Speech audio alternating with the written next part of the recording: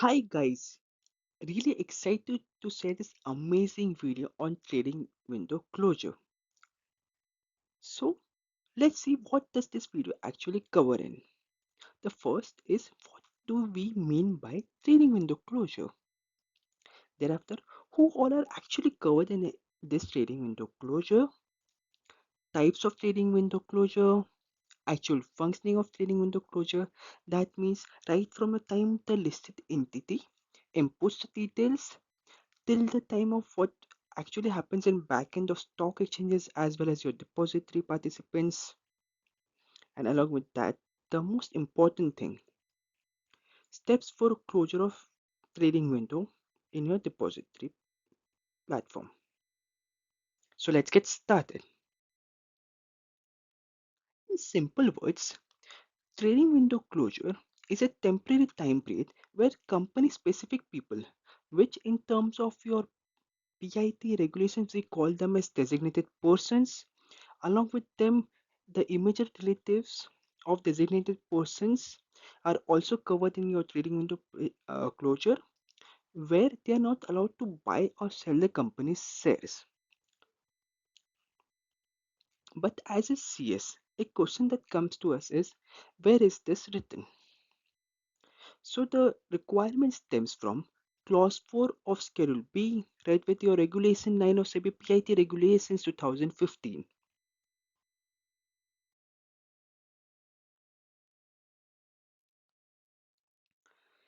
Clause 4.1 of Schedule B, with Regulation 9 states that trading window shall be closed when the compliance officer determines that the designated person or a class of designated person can reasonably expected to have possession of UPSI.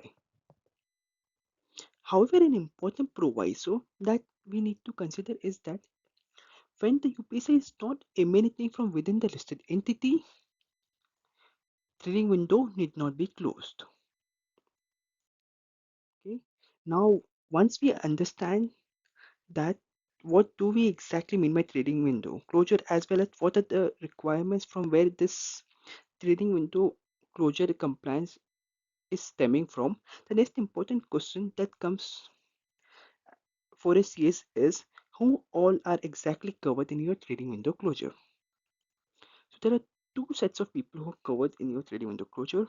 The first is your designated persons, and there is a presumption by law stating that since the immediate relatives of designated persons might be interacting with the designated persons, they are also bound to have the UPSI. So both of these people are covered in your trading window closure.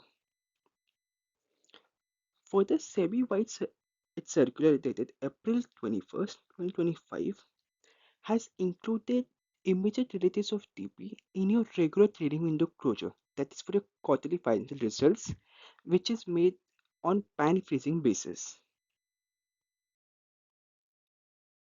Now, exactly what do we mean by immediate relatives?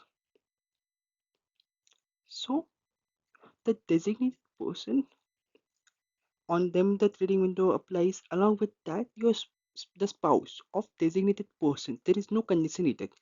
They are presumed to and they are bound for trading window closure. Along with them, the parent of the designated person or spouse, sibling of a designated person or spouse, child of a designated person or spouse, child or spouse. So basically, who's not designated person's own child. Even these all people, categories of people, are also covered here. However, they must satisfy either of the two conditions. The first condition is they are financially dependent on designated person, or they consult the designated person for trading decisions. These all sets of people would qualify as immediate relatives, and trading window restrictions apply during the closure period. But what do we mean by trading restrictions? So let's check. So both for designated persons and their immediate relatives, what are the restrictions? They cannot buy or sell the company's shares. That means that there are three sets of conditions that apply to them. The first is on-market transactions. That is the transactions happening on your stock exchanges. Those trades cannot be made in during the trading window closure. Your off-market transactions, even those are covered in your trading window closure, as well as your even creating or cancelling of pledge revocation. Every single thing is also covered here. So basically, your shares are just frozen. You can't do anything with that during the trading window closure period. Now, trading window closure period is divided into two parts. One is your regular trading window closure period, which is applicable and stemming from your Regulation 9 trade with Schedule B, Clause 4, Subclause 2, which states that trading, trading window closure restrictions shall be applicable from the end of every quarter.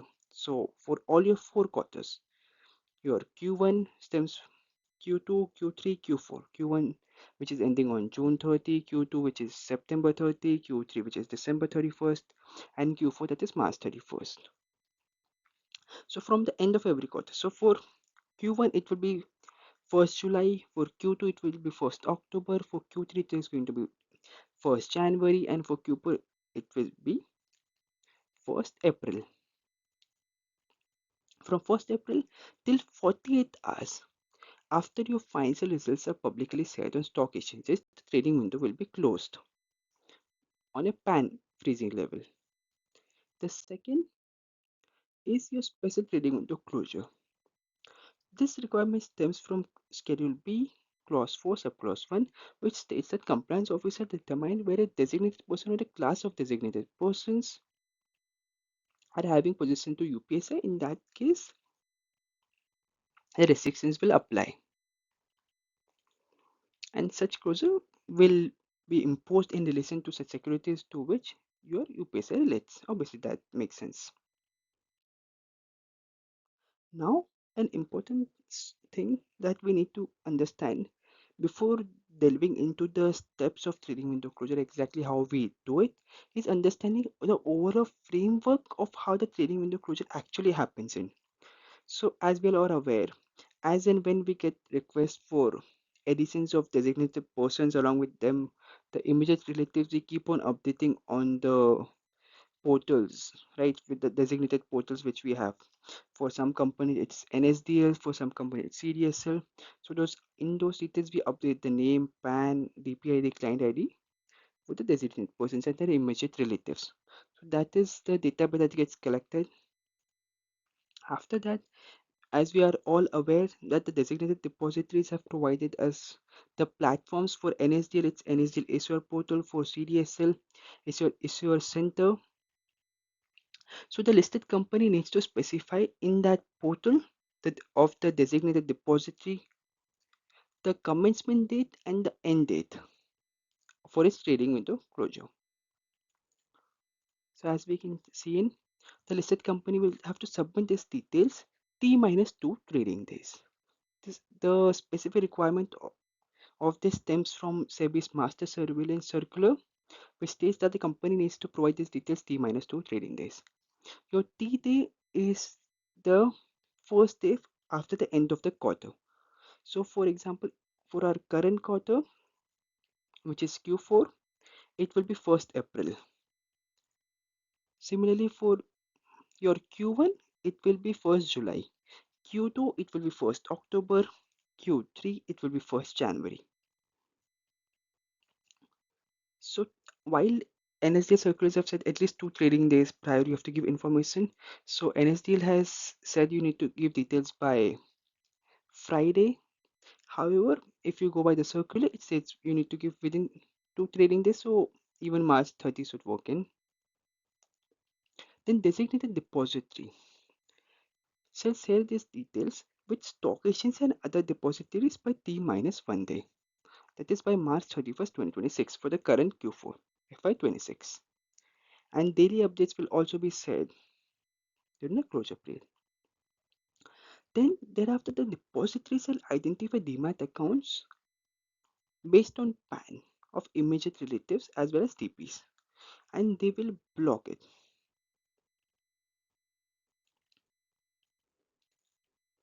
This restriction shall apply. So basically, we can divide the restrictions in two parts. The depositories, they will block the PAN basis the PAN on your demat accounts. It will be both. Off-market transactions will also be restricted via depositories. Even your pledge incomes, rest all are covered by depositories. So the moment you try to have off-market transactions, it will get rejected with the reason code trading window closure period. Similarly, the stock exchange will restrict your on-market transactions, both in equity shares as well as equity derivatives of the listed company. This will apply to even immediate relatives of your DPs. The start date by both depository as well as stock exchanges to block starts from the T day, that is the commencement date, that is 1st April, 1st October, 1st July, and your 1st January, as the case may be.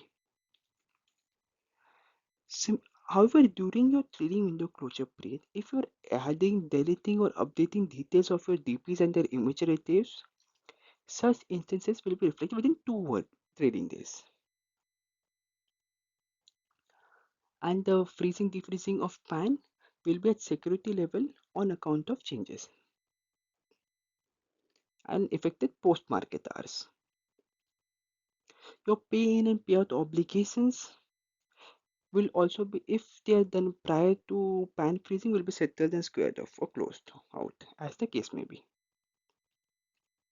Further, as we already checked in, both your on market and off market restrictions will get lifted 48 hours after the financial results are disclosed to the stock exchanges as the date you put in your trading window closure period as a listed entity.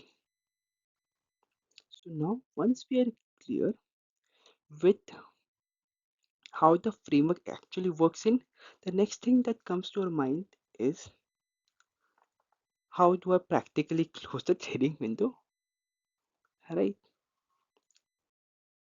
So here's the procedure of closing the trading window period and updating these details on the designated depository. Step 1, you go to the NSDL for those companies which have NSDL as a designated depository.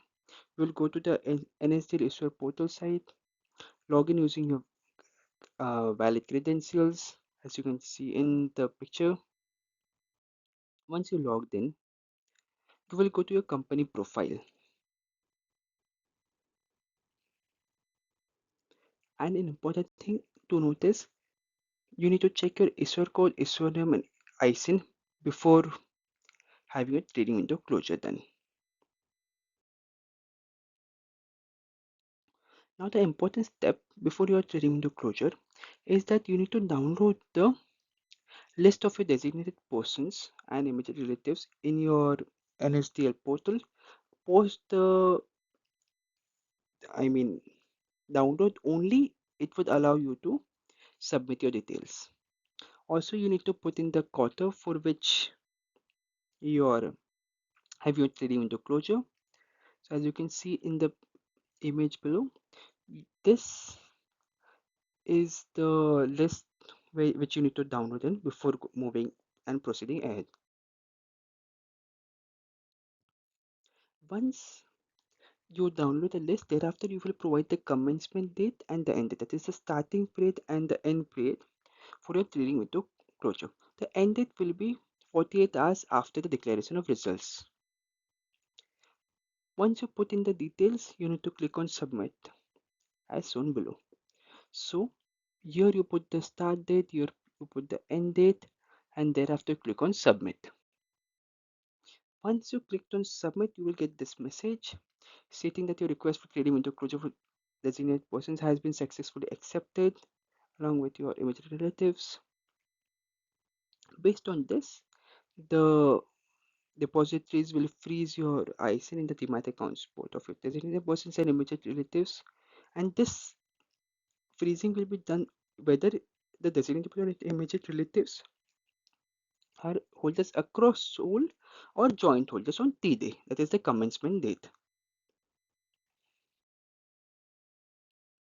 Now there is a practice among many companies where the trading window closure period will start from 1st April or 1st Jan or 1st October or 1st July. However, the Reg 20 disclosure would not be made during that period, would be made a bit later. In that case, the company cannot disclose their board meeting date before, right? It would not be right. So in that case, sometimes company will put an hypothetical date for the board meeting or notional date as we may call in, and later update the end date of trading window closure. The start date for all the companies remains the same, that is first day of the start of the next quarter for the previous quarter. So how do we change those date? So let's check on the steps. So you go on your company profile, you click on trading window closure, then you go on define update your trading window closure and click on modify. I'll just show you how does it look like. So you go on your company profile, trading window closure, thereafter define update trading window closure, click on modify, and then an important point that I just wanted to highlight in, till the time you don't click on modify, you can't change the end date for your trading window closure. Now once you have modified and updated your trading window closure, there may be two instances that may come to you as SCS. One instance is that a designated person would want his what do we call name to be deleted or removed from this trading window closure period. He might have resigned, and then thereafter, since he is now a connected person and no longer a designated person, he might want to still trade in the shares, right? That might be one of the instances. Second instances could be the exemptions. So even in law, we have provided exemptions for during the trading window closure period. For example, ESOPs. So they are exempt.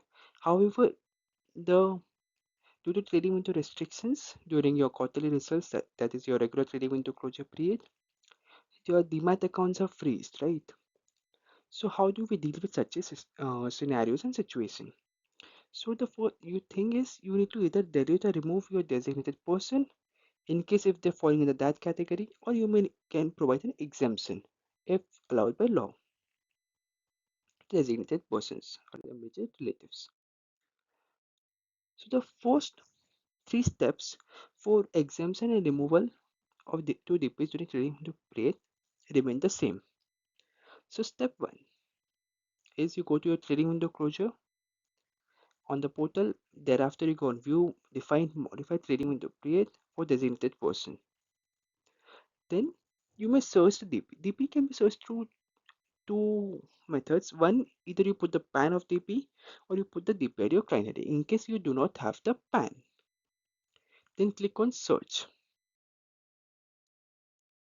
and then you will get the list of your DPs, and in the action column you will click on modify. So how will this look like? So you will get on the screen view, define, modify trading window closure for designated persons. In that you will get the column of action, as you can put in your DP ID or PAN here and search, and after that you click on modify, as you can see in the image, and update the details. Now after this were the common steps. Now let's go specifically for removal of DPs during trading window closure period. So how do you remove your DP? Because if you remove the DP from your system, that DP will get removed in the SED. However, his trading window closure period restriction still applies. So you need to remove him separately from trading window closure period as well. So you have two options. After clicking on modify, a new screen pop-up will enable where you have to click on the checkbox remove designated person from the existing trading window closure period. Once you click on this tick box, only thereafter the revised trading window end date field will from gray out will become enabled, and from there you can put the date. This will be the date where your DP is actually removed from the trading window closure period. So as you can see in the image, this is the pop-out that will come in. You will need to click on this remove designated person from existing trading window closure period. As you select this tick box, here you will get an option of revised trading window end date. You put your end date, and thereafter the next step that you need to do is enter the reason why you're deleting the DP or from the trading window closure period. Once you enter the right reason, you will click on the submit button and the DP will be removed from the designated period from the revised date selected. As you can see, you put the reason and click on submit. Now the request that needs to be made to NSDL portal should be at least 2 trading days in advance. So for example, if I want to remove a designated person from April 13, 2026, T minus 2 would be April 11, 2026.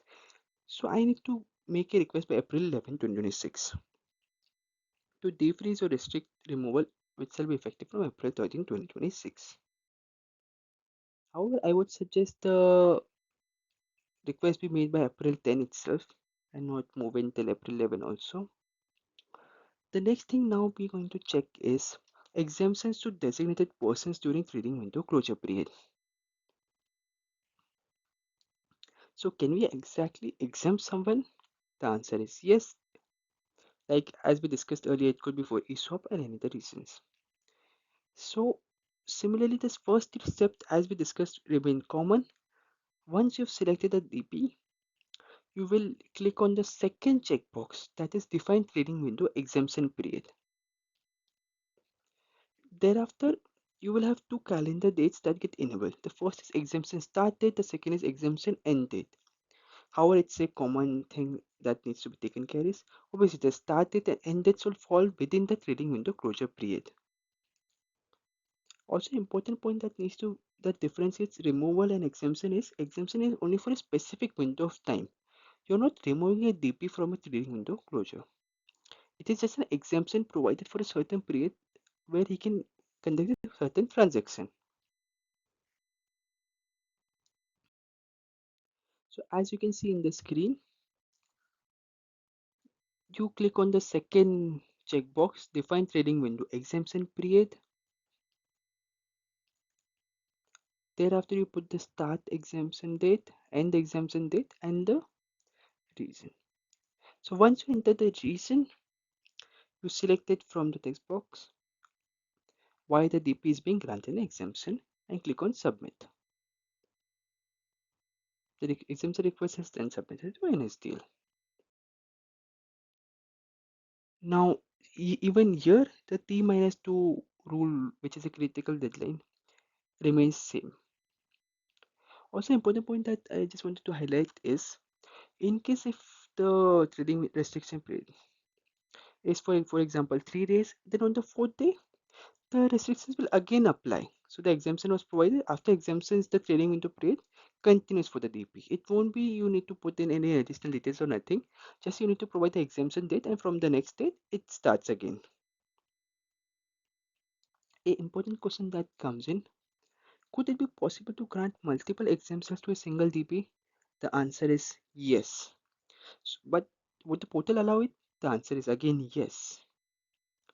So the moment you put one exemption and another row gets created where you can again put the start date end date for your new exemption of trading window from trading window closure. As you can see in the picture here, we have already put the first start and end date of exemption. The second field is auto again open in. The moment you put in, you will get the third field as well that comes in.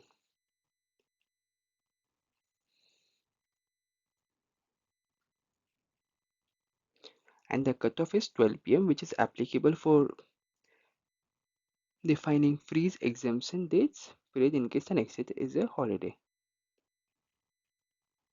So here is the best So you put in the reason and click on submit as we do for a single exemption request. The procedure remains same.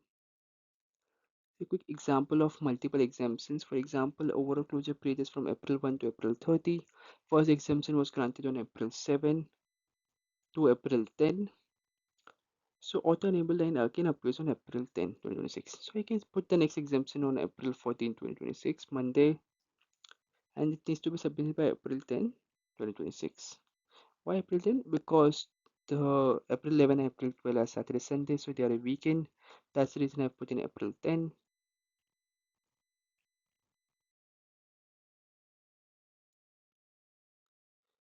So that's the overall video for today.